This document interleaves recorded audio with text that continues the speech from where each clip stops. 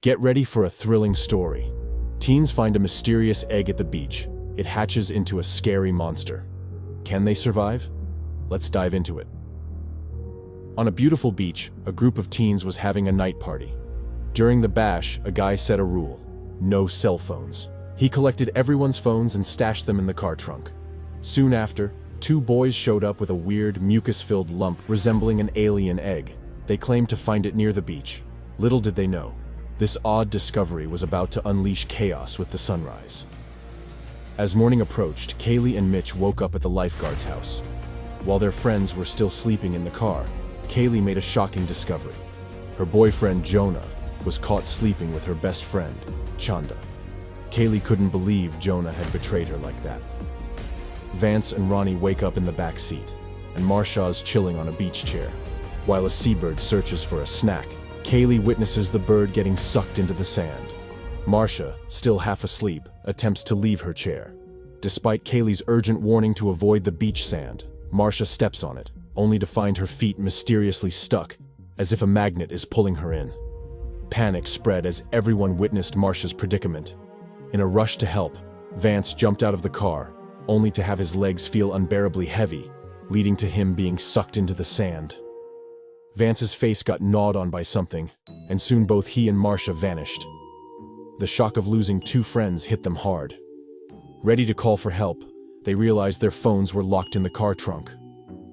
Talk about a tough morning. Things took a turn, and Mitch, the cell phone collector, got the blame. To add to the mess, they'd sneaked onto a beach that wasn't open due to polluted seawater. Jonah, still in the car, attempted to start the engine, only to realize the car battery was dry, and he'd forgotten to replace it before hitting the beach. Now, the car refused to budge.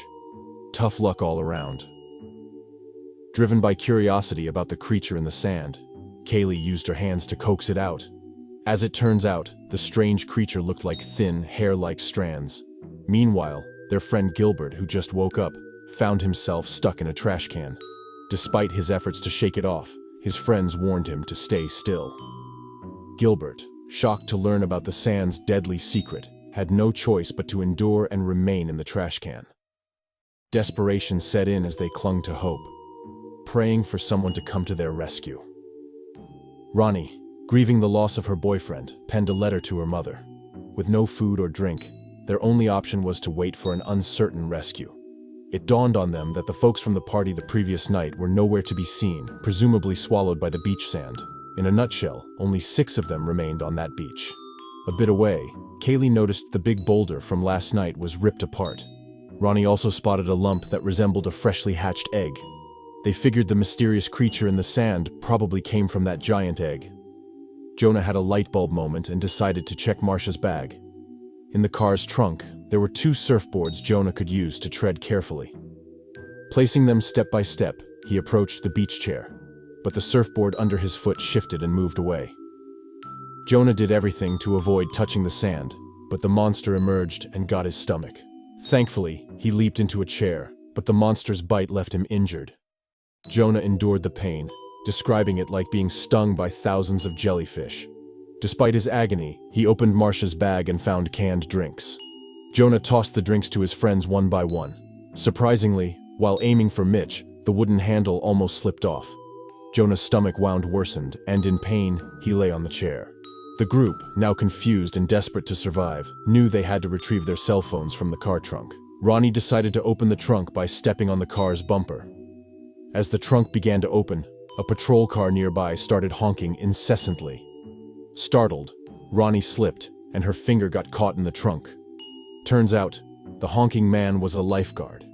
He questioned what Kaylee and her friends were up to on the closed beach. Kaylee spilled about the mysterious sand situation. The skeptical Coast Guard got out of the car, and to everyone's surprise, the monster couldn't harm him. Confused, they discovered his leather shoes acted as protection. The Coast Guard insisted Kaylee and Mitch come down, but they were reluctant. Frustrated, he threatened to use pepper spray. Sadly, the lifeguard's car key dropped onto the sand. When he picked it up, his hands suddenly felt heavy, immobilizing him as they were being sucked into the sand. Acting quickly, he sprayed the emerging monster with pepper spray. Regrettably, to free himself, half of the Coast Guard's arm had to be cut off. causing profuse bleeding. He fell and was pulled into the sand. Witnessing this, Kaylee and her friends understood the urgency of wearing shoes and making a run for it from the beach. Chanda tossed her towel to Mitch, but he tumbled due to a loose wood edge. Lying on the sand, Mitch started getting consumed by the monster. Helplessly, his hands and feet sank into the sand while his friends could only watch in horror. In a panic, Kaylee had a brilliant idea. She handed the ledge to Chanda in the car, then leaped from the lifeguard's house into the car. Together, they assisted Ronnie in freeing her pinched finger, which was promptly wrapped in a thick towel. Meanwhile, the half of Gilbert's body that got stuck began to hurt and bleed profusely. Kaylee and Chanda placed the wood to create a path to the chair where Jonah was. Chanda carefully crossed, maintaining her balance, and luckily made it. Kaylee followed suit and reached the chair.